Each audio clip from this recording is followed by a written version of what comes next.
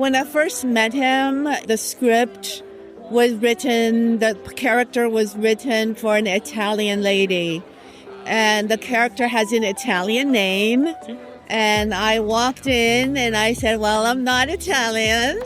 He was so receptive and open and just changed it. The best memory is that he's spontaneity. He's always having fun as he was working, even mistakes in costumes or trying certain interesting things for the actors. The stuff that he does in Twin Peaks where right after the sort of scene ends, the characters, do you have a brief moment where they live their life and they'll do their dance or they'll have these pensive, very strange 10 seconds, really altered my understanding to what television and cinema could be.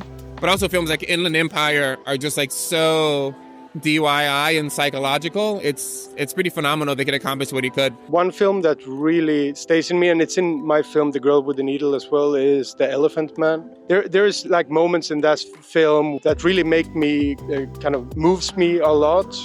It's the connection between the kind of contrasting the grotesque with a very personal and emotional story, which I think David Lynch is a master in. He had such a range as a filmmaker. I went with my boyfriend to see Lost Highway at the IFC Center maybe 2 years ago, and he had never seen it before. And we got to this scene where the mobster is driving and this guy is kind of right behind him, and then he just freaks out on him and he's like, never tailgate. I haven't laughed that hard in a theater in a decade. That to me was the funniest thing I'd ever seen. I remember in college seeing a scene from Blue Velvet in the Pervert's Guide to the Universe or something, and being what I have to see this movie, but also terrified.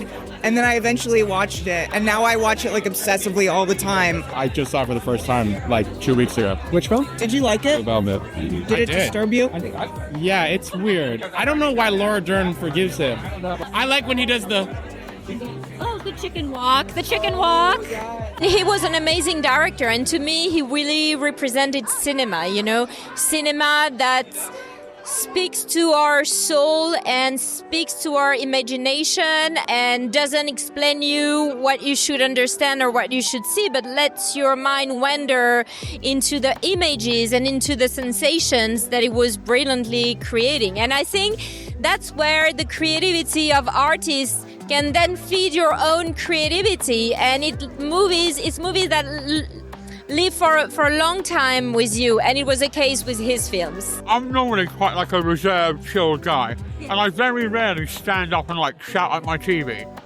So I watched Mulholland Drive, and when the credits rolled, I stood up alone in my house, clapped, and yelled at no one, just into the air. Yes, that's how it's fucking done. I'm old enough to remember watching Twin Peaks when it first aired and talking about it with my middle school classmates, and just the way that something so avant-garde could affect the larger culture like that and be accessible to everyone, I think is an inspiration. When we were making Shame for Life, our previous film was when Twin Peaks, the season 3 premiered, and so we had to wrap early that day, and the whole crew got together and sat and watched the premiere of Twin Peaks Season 3. It just meant so much to everybody on the crew and the cast. I went to a Fire Walk With Me screening, and it was the entire audience was just crying so loud throughout the whole movie, and it was just this big, beautiful, cathartic release, and laughing too, because that movie is